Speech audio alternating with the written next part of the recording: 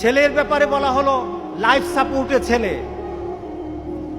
মার পাশে ওই ছেলেটা বসা।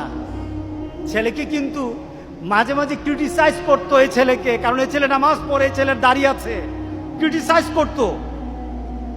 এবার মা কেঁদে কেঁদে ওই ছেলেটাকে বলে, তার বন্ধুকে বলে, বাবা আমার ছেলে কিন্তু নামাজ পড়তে জানতো না, আমার ছেলে কিন্তু কোরআন পড়তে জানতো না, বাবা তুমি একটু দোয়া করো না আমার ছেলেটাকে যেন আল্লাহ ভালো করে দে, আমার ছেলেকে যেন আল্লাহ ভালো করে দে। আমার ছেলে তো দিনদারি শিখে নাই, দিনদারি পারে নাই, আমিও তো কিছু বুঝি না। আপনার কাছে প্রশ্ন, ছেলেটা মারা গেল, আপনার কাছে প্রশ্ন, এই ছেলেটার দোয়া দিয়ে কি আল্লাহ সুবহানাহু ওয়া তাআলার আযাব থেকে বাঁচানো যাবে? না, দোয়া দিয়ে বাঁচানো